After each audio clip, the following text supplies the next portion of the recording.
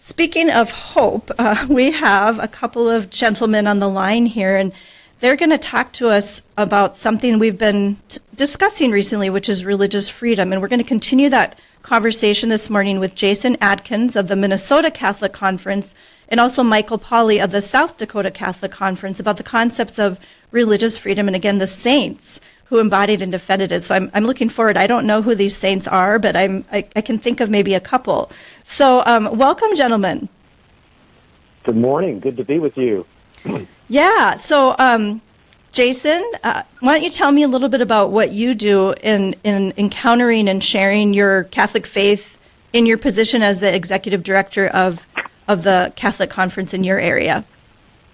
Well, we're called to understand all of the Church's ministries, even those that involve politics and public policy, through an evangelical and missionary key. So if you think about the work of the Church in the public arena, it's fundamentally mission-driven and about sharing the gospel. Yes, we're trying to get public policy wins, but in doing so, we hope ultimately that when we speak truths that uphold the dignity of the human person and promote the common good, we're ultimately pointing back to the author of those truths, our Lord Jesus Christ. So it's kind of like we call it proto-evangelization. You know, we're tilling soil and making the witness of the gospel more credible and being a good face for the Church and a good witness to our Lord in a difficult set of questions. So it's a lot of door-to-door sales, but we hope in that missionary endeavor, we not only enact good public policy, but we also offer a credible witness of the gospel.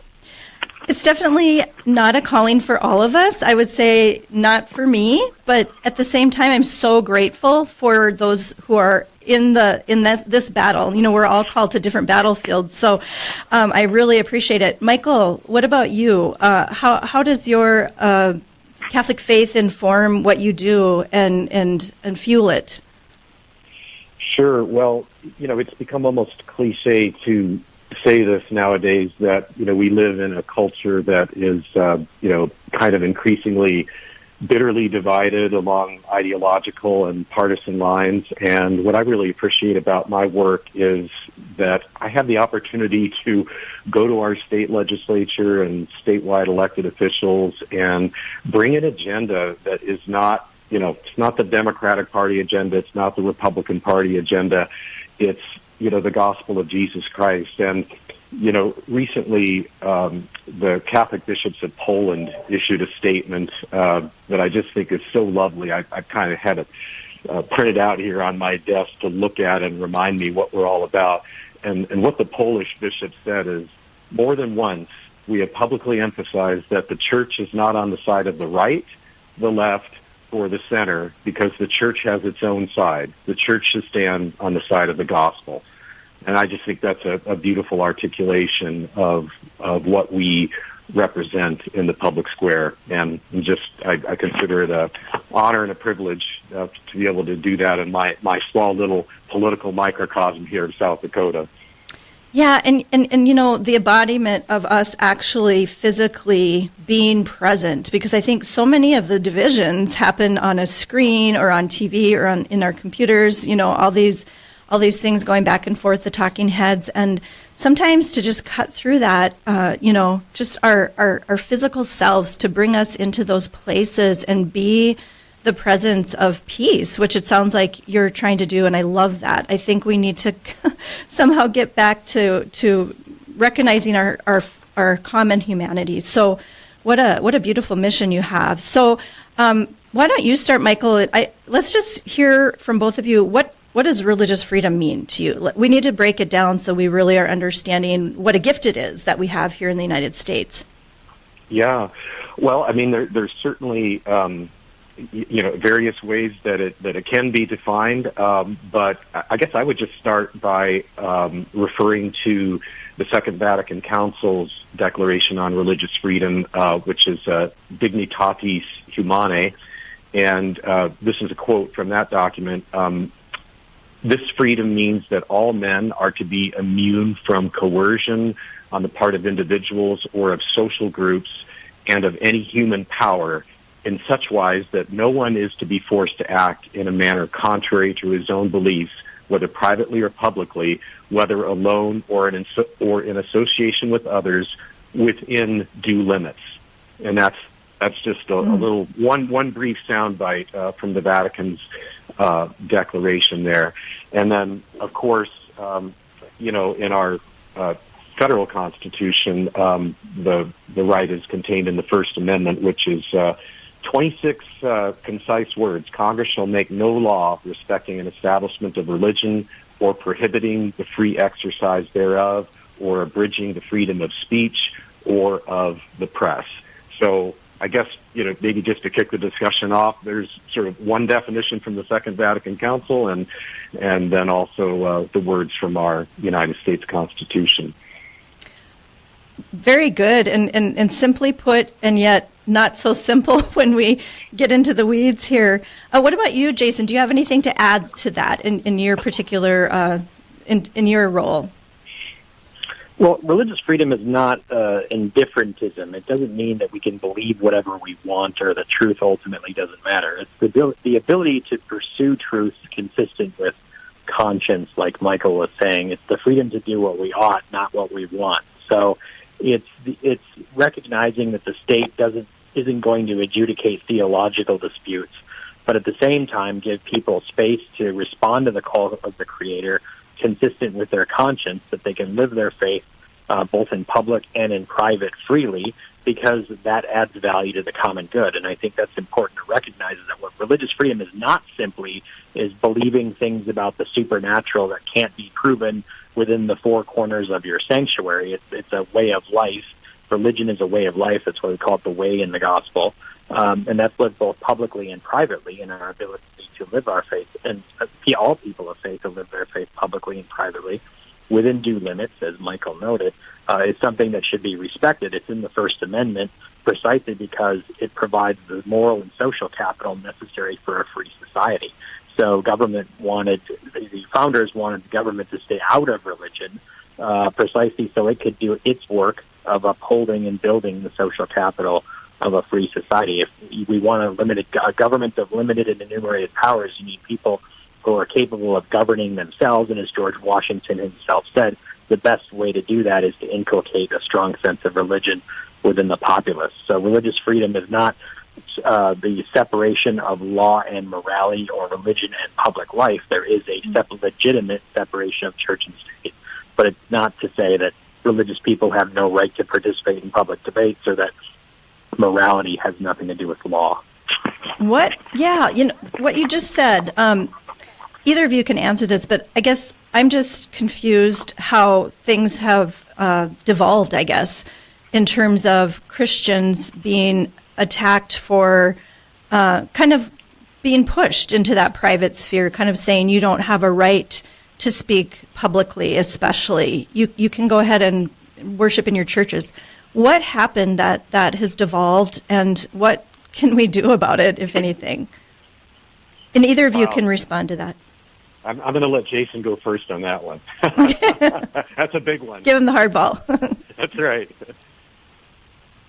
Well, I think it starts with the fact that people do not, as we see in secularization, as one of the aspects of that is that people do not see the value of religion. They see religion as something that's harmful to society and not beneficial to society. So when you see it as beneficial, you're bound to give it more freedom of movement and freedom of action. But when you see it as something harmful, or in today's words, discriminatory often, then you're inclined to circumscribe it. And so people think religion is a way in which people discriminate. They hide behind their beliefs and their religious liberty to discriminate against others.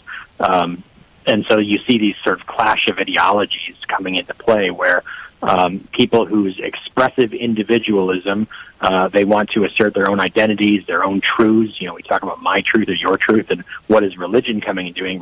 Religion is proposing an objective truth. And so when you have a clash of objective and subjective truths, and people feel that deep within their conscience, they want the voices of conscience suppressed. So it's really functionally a clash of ideologies and a decreasing respect for the role that religion plays in society. That's a tough one, and I want to ask more about what do we do about that. we're going to take a quick break here and kind of regroup and come back, and maybe we can start tackling not just maybe a few more of the challenges, but also how do we break through? How do we mediate that misunderstanding and realizing that religion is for all and benefits all. So we will be right back more after this break, so stay tuned. This is Real Presence Live, where the focus is not on the evil around us, but on conversion and mercy through the good news that is always good. We're local, engaging, and live on the Real Presence Radio Network.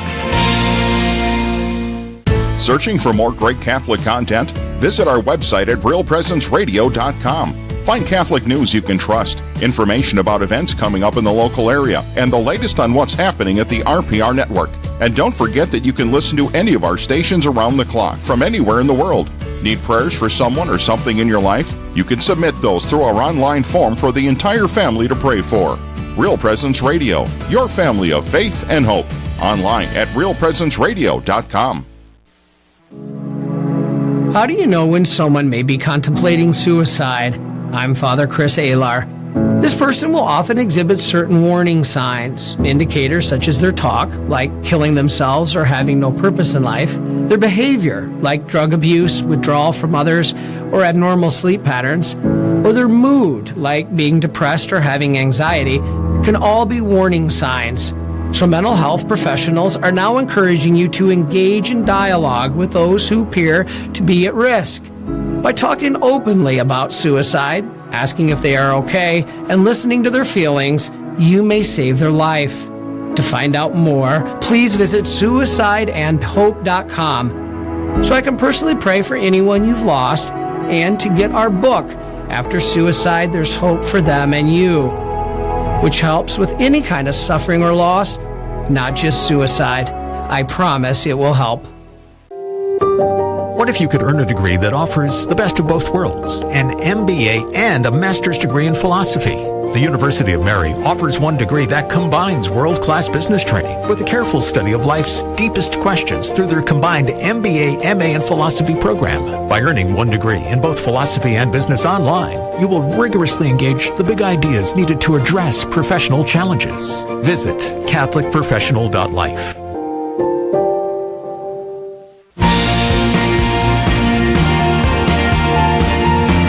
You're listening to Real Presence Live on the Real Presence Radio Network. Join in the conversation on our Facebook page or on Twitter. And be sure to like and follow us for more great Catholic content. Now, back to the show. Roxanne Solonen back with you on Real Presence Live this morning, and we are talking with Jason Adkins of the Minnesota Catholic Conference and Michael Pauley of the South Dakota Catholic Conference. They are out there fighting on our behalf to maintain religious freedom, to increase it, hopefully, even as it wanes. And also we're going to talk about some of the saints who can be guiding lights for us in this topic. So we're going to start, circle back to Michael and talk a little bit about what's going on with our narrowing of society's outlook on what religious freedom encompasses. So Michael, why don't you share about that challenge? Sure. Well, on so many different fronts, at the federal level, at the state level, we see attempts to try to basically redefine what religious freedom means and to artificially narrow it and make it kind of a pale imitation of what the founders actually intended when they drafted the language of the First Amendment. And I first became aware of this about 2009. So this is, Barack Obama's presidency, and President Obama began using the expression in his speeches when he talked about religious matters. He talked about the freedom of worship, and at first you might just think, just different language, but he kept on using it. And then Hillary Clinton, who was then the Secretary of State, she kind of picked up on this, and it became very obvious that this wasn't just a slip of the tongue or something accidental, that the federal administration was kind of training us to rethink that the concept of freedom of religion actually meant freedom of worship, which kind of suggests that what you do inside the four walls of your churches on Sunday, you can do whatever you want, but that's what it means, is that it's your right to go to the synagogue or church or temple or whatever on Sunday and practice your religious rituals. And of course, the danger there is that is a very truncated view of what religious freedom is. It isn't just our right to worship on Sunday; it's our right to live out our faith freely in our workplaces, in the nonprofit organizations that we run, and that's really where we see the various threats coming down. Again, both at the federal and the state level, is in our ability to live out our faith in the public square. Yeah, it's oppressive to those of us who have a vibrant faith, and that is the kind of faith we're supposed to have. But how do we take that out if we're being kind of like, sequestered into the corner of our parishes? Jason, you kind of mentioned on the break that there's this creeping effect. Share a little bit about that. It's important that, to use an example that Michael raised, that we think about this from the standpoint of emerging challenges and what's going on, because we might be lulled into complacency thinking, well, I can go to Mass, I can take my kid to Sunday school, I can work the food shelf, we can have Eucharistic procession, so what's really the problem? So 2 examples here in Minnesota recently this past year in which we were successful in important victories for religious freedom. The first would be to restoring the religious exemption in the Minnesota Human Rights Act. And so what is that about? So it's our ability to live within our churches and our religious schools, to hire according to mission, to manage our property according to our values in terms of who we rent our facilities to. It's who we can hire as ministers and teachers, who are our catechists. So can we hire people who will transmit our values, or must we hire people who've embraced identities that are inconsistent with our values and who we can't trust to transmit the gospel effectively to the next generation, for example? So whether that's in Catholic schools or it's within our churches ourselves, will we be protected against claims of discrimination when we don't hire persons who identify as LGBT, for example? Mm-hmm. So we were able to restore and strengthen the religious exemption from discrimination claims in our Minnesota Human Rights Act, which is like our civil rights statute. But it took the collective efforts of 17 religious organizations, Catholics, Muslims, Protestants of all stripes, Mormons, Jews, everyone coming together to embrace this important value of religious liberty under the leadership of the Catholic Church. Similarly, we were able to stop a proposed equal rights amendment, which we call the erosion of rights amendment, which really would leave all Minnesotans leave all Minnesotans subject to religious discrimination, and at the same time give people who are opposed to religious values a legal cudgel to accuse us of discrimination and punish us by law, much like we would be racist bigots or something like that. So treating our views about gender and sexuality, for example, and abortion as the same that they would claims of racial discrimination. So we're able to defeat that. That's certainly going to come back. And at the same time, there were also important wins with regard to insurance coverage mandate exemptions with regard to abortion and so-called gender-affirming care. So will faith institutions be required to pay for these things when they offer health insurance to their employees? So once we abandon the ground on those principles, if we don't stand up and fight back, then what will be the next intrusion? So if we can't hire people according to our mission, if we can't choose our ministers, it's very difficult to live the gospel values and to live our lives as Christians if we can't identify the very people who are in charge of handing on and transmitting the faith and living our values. Absolutely. And I can't believe we're almost done with this segment. So I want each of you now to shout out to a saint and tell us a little bit about how they can help us and be a light to us. So why don't you start, Jason, and we'll end with Michael.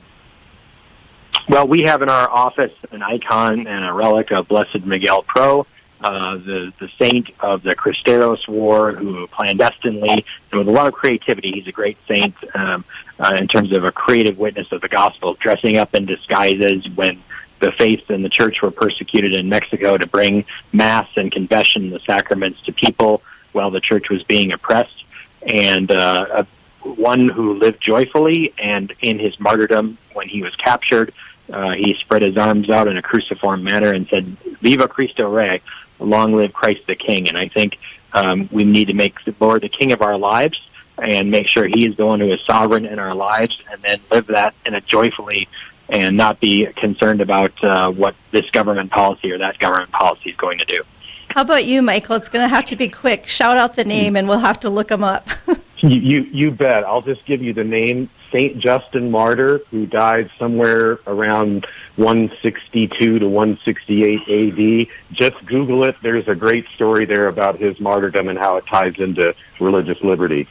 All right. Well, I'm sorry that we didn't get to talk more about those saints, but what a great discussion. We might have to circle back to that at some point because we could have a whole segment just on that. So, well, thank you, gentlemen. We needed to kind of hear like how this is playing out, and we really appreciate what you're doing out there for us. So keep at it. Our prayers are with you, and God be with you. Thanks so much. All right. Take care. Thank you, Roxanne. God bless you. You bet.